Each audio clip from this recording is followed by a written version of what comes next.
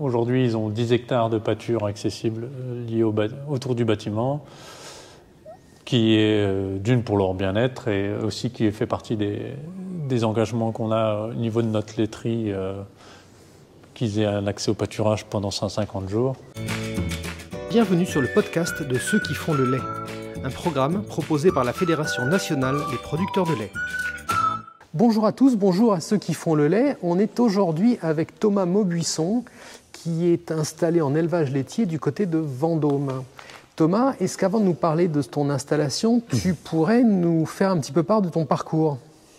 Oui, donc j'ai fait un BTS production animale à Vendôme, justement, donc en région centre, ce qui m'a permis de découvrir le Loir-et-Cher que je ne connaissais pas, étant originaire de Normandie. Donc grâce à mon parcours en BTS et mes contacts que j'ai eus pendant mon BTS, j'ai fait pendant 8 ans après conseiller en élevage dans le Loir-et-Cher, donc sur le secteur de Savigny-Mondoubleau, là où est-ce que je me suis installé aujourd'hui. Donc c'était des anciens, donc j'ai repris l'exploitation d'anciens clients. Et voilà, après donc j'avais fait 8 ans de conseil en élevage, après je suis reparti un peu sur l'exploitation familiale et après j'ai été aussi travailler un petit peu à la vente d'animaux de reproduction chez Innoval et avant j'avais fait un petit parcours en Martinique chez un organisme de sélection en race brahmane, histoire de changer un petit peu d'air, des fois décompresser. Et de découvrir ce qui se passe ailleurs. Et découvrir ce qui se passe ailleurs. C'est toujours intéressant. Ouais. Et donc, ici, nous sommes dans un bâtiment qui est tellement flambant neuf qu'il n'y a même pas encore de vaches dedans. Est-ce que tu peux nous raconter un petit peu l'histoire de ce bâtiment ? Oui, donc donc dans ma reprise, il y avait 2 sites d'exploitation. Donc, au moment de la reprise, j'avais la connaissance que je perdais le site d'exploitation où se situaient les vaches laitières. Et donc, c'est ce qui m'obligeait à reconstruire le pôle lait, donc le bâtiment de vaches laitières et les silos, sur le 2e site qui hébergeait les genisses. Donc voilà, donc là on est en cours de construction, qui est un élément assez fastidieux quand même. Mais j'aurais pensé que ça allait être un peu plus rapide et plus facile. Donc voilà, comme ça demande un assez gros budget, voulant faire un peu d'économie, c'est moi le maître d'œuvre. Et donc on se rend compte que c'est un métier aussi. C'est pas... Entre le travail d'astreinte de l'élevage plus la gestion du chantier, ça aide pas à faire avancer le chantier dans les... Comme dans Astérix, dans les délais, voilà, j'ai pas la potion magique comme dans Astérix et Cléopâtre. Donc ça doit être prêt en demain, oui, mais avec combien de temps de retard ? Voilà, c'est ça. Ouais. D'accord, ok. Et tu t'es installé ici, mais si je crois, tu es venu dans une organisation d'éleveurs, dans un regroupement qui t'apporte déjà un certain nombre d'éléments. Alors c'est des contraintes peut-être et des solutions. Est-ce que tu peux me raconter un petit peu ce qui t'a amené et comment c'est organisé pour toi et comment ça s'est mis en place ? Voilà, donc moi, donc j'étais en poste à Innoval quand un des voisins de la ferme que j'ai repris, donc un de mes anciens clients aussi, m'avait sollicité pour me dire l'exploitation là, allait à reprendre. Comme il savait que j'aimais l'élevage et la génétique en particulier, donc c'était un des meilleurs élevages là, du département à ce niveau-là. Et donc il m'a remis un peu il m'a relancé un peu sur ma fibre d'éleveur. Donc ça m'a, en me tentant qu'il y avait un challenge à relever, sachant que voilà, donc je repartais avec un assez gros challenge, avec l'avantage de connaître du coup mes voisins actuels qui étaient tous en gros mes anciens clients, et donc après avec des avantages que je connaissais sur ce secteur, qu'il y avait par exemple une décileuse en CUMA, une décileuse automotrice en CUMA qui permet d'alimenter mes vaches et mes genisses quotidiennement. Il y avait la méthanisation collective qui venait de se mettre en place. Donc voilà, pour la gestion au niveau de la gestion des effluents et voilà, puis un groupe assez soudé avec pas mal de matériel en CUMA et voilà, donc ce qui me permettait aussi dans mes projets de limiter les investissements de rachat de matériel par les possibilités qui étaient en place et du coup aussi moi dans ma pratique, je sais pas, c'était comme du coup il y a déjà beaucoup de travail au niveau de l'exploitation laitière et aujourd'hui je suis tout seul et potentiellement avec un salarié, donc je délègue la partie culture de vente et semis par entreprise, quoi, j'ai fait le choix de dire je préfère le faire et que ça soit fait correctement que de vouloir courir partout et d'être en retard sur tous les fronts. D'accord, donc c'est ce regroupement, ça t'impose un certain nombre de choses, mais en même temps ça t'offre un certain nombre de solutions qui allègent ta charge de travail parce que c'est déjà préorganisé, c'était déjà voilà, c'était déjà en place. D'accord. Et donc au niveau de l'entraide, j'imagine que c'est aussi simplifié puisque vous êtes déjà tous quelque part associés au sein d'un groupement d'employeurs, au sein d'une CUMA, au sein de oui, voilà, on a les CUMA, on a le service de remplacement aussi qui est en place avec la possibilité d'avoir 3 salariés aujourd'hui qu'on n'a pas mais qu'on recherche. Donc voilà, après les structures sont en place, après à nous de les faire vivre et continuer de les faire vivre parce que les générations aussi se renouvellent. Donc les membres historiques aujourd'hui sont à la retraite ou s'en approchent, donc il faut qu'on arrive aussi à relever le défi de faire vivre ce qui a été... Il y a 2 autres choses que je voulais savoir. Une question que j'ai oublié de te poser au début. Cette ferme que tu reprends, c'est combien de bêtes ? Combien de vaches laitières, laitières ouais. Et quelle superficie de terre, quelle parcellaire, un peu que tu peux nous en dire un petit peu plus. Là, donc il y a 120 vaches laitières, donc pour un droit à produire d'1 150 000.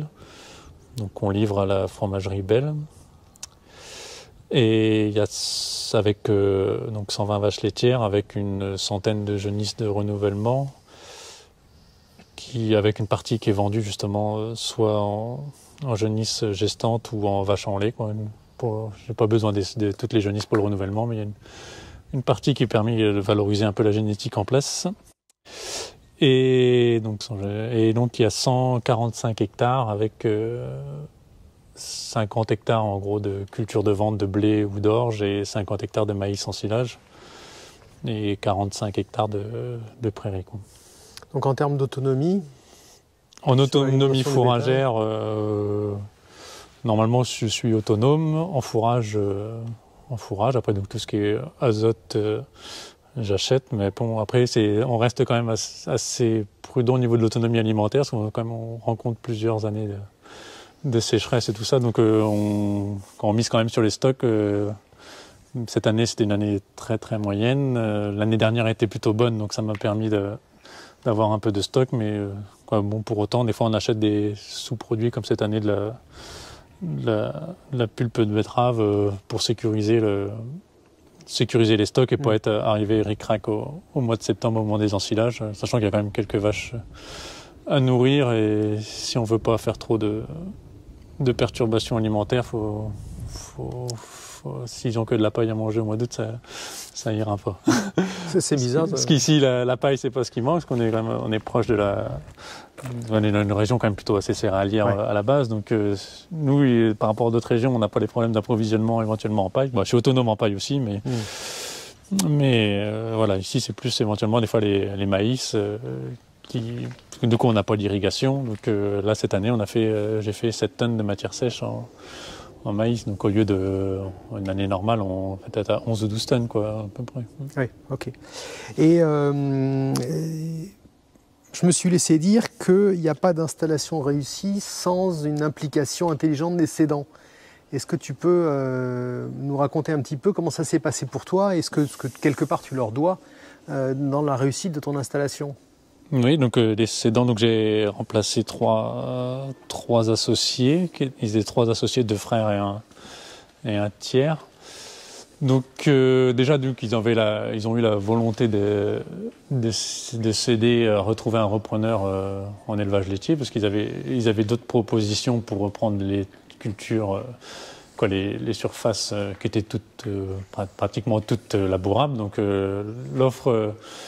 les offres n'ont pas forcément manqué pour reprendre les terres, mais après voilà, pour les animaux c'était un petit peu moins un peu moins de candidats, mais voilà, donc ils ont fait l'effort d'attendre éventuellement un candidat, et après aussi au niveau financier, ils n'ont pas, quoi, ils ont été honnêtes au niveau des prix, il n'y a pas eu de surenchère au niveau des prix, et aujourd'hui ils sont associés non exploitants avec moi, parce que du coup avec la reconstruction du bâtiment plus la reprise du matériel et des stocks et du cheptel, et financièrement ça aurait été compliqué au niveau des apports, donc ils sont restés exploitants, associés non exploitants pour m'aider au niveau des apports financiers pour les banques, quoi. Donc après on a un certain temps pour que je les rembourse leur part qu'ils m'ont laissé, mais voilà, donc ils ont fait, quoi, voilà, tout le monde ne fait pas cet effort-là, et qui a été fait aussi pour la vie du groupe, qu'ils ont fait partie de la création, et voilà, je les en remercie, et voilà, après quand j'ai besoin d'un petit coup de main, ils sont toujours prêts à venir m'aider, et pour autant, voilà, même s'ils sont associés non exploitants, ils me laissent diriger mes choix de culture ou d'orientation de l'élevage, quoi. D'accord. Et si tu avais un conseil à donner aux jeunes qui aujourd'hui sont à la recherche ou ont des envies, qu'est-ce que ce serait, fort de ton expérience, hein, qu'est-ce que tu leur dirais? Qu'est-ce que je leur dirais? Faut se battre, hein, parce que c'est pas facile dans le parcours d'installation. Et après, je pense qu'il faut pas se focaliser éventuellement à sa région d'origine ou à son petit territoire qu'on connaît. C'est sûr que après, vous allez dire, moi je suis revenu là parce que aussi je connaissais mes voisins et tout ça, mais voilà, après, je pense que tout le monde est prêt tous les éleveurs sont quand même prêts, contents quand il y a un voisin éleveur qui est repris, parce que justement, ça fait partie de la vie locale de l'élevage. Aujourd'hui, on a un cabinet vétérinaire avec 6 ou 7 vétérinaires parce qu'il y a encore de l'élevage. Demain, si on est moins nombreux, on n'a plus forcément de vétérinaires, ou on a encore les conseils ou les inséminateurs. Voilà, parce que on fait vivre, quoi. Si demain on s'en retrouve vraiment isolé de chez isolé, on creuse encore plus l'isolement. Et donc sur ce bâtiment que tu construis, la traite s'est faite par robot? Oui, il y a deux robots de traite que je déménage du bâtiment existant, et tout ce qui est aussi tubulaire, et le jette également, quoi. Voilà, c'était aussi d'une pour faciliter mes cédants, pour pas qu'ils aient à revendre, à démanteler le bâtiment, et aussi pour limiter mon investissement de départ, qui est déjà, en repartant complètement tout à neuf, financièrement ça ne l'aurait pas fait, quoi. Donc ça me permet de me permettre de construire du neuf et d'amortir déjà sur les premières années, avant éventuellement de réinvestir dans des nouveaux robots là, qui ont déjà quelques années, quoi. Et donc j'imagine que tes vaches ont un accès à l'extérieur en liberté avec la traite au robot. Oui. Est-ce que ton bâtiment a été conçu comme ça? Oui, donc aujourd'hui ils ont 10 hectares de pâture accessibles liés autour du bâtiment, qui est d'une pour leur bien-être, et aussi qui fait partie des engagements qu'on a au niveau de notre laiterie, qu'ils aient un accès au pâturage pendant 150 jours. Et voilà. Et après, donc, le bâtiment, je l'ai reconstruit au milieu d'une parcelle de l'exploitation, dans une parcelle qui faisait 30 hectares. Donc voilà, potentiellement, je peux développer la partie pâturage si l'envie y est, sur 30 hectares, au niveau là, voilà, le blé qui est au bout des pâtures, ça en fait partie jusqu'à la trogne, jusqu'à la haie au bout. Donc voilà, c'est pour ça que j'ai reconstruit aussi de ce côté-là de la petite route. Les genisses sont juste de l'autre côté de petite route communale, pour pouvoir avoir un peu de liberté au niveau de l'accès des pâturages des vaches. Ok, écoute Théma, je te remercie infiniment pour cette visite de ce bientôt bâtiment en exploitation. À très bientôt sur le podcast de Ceux qui font le lait.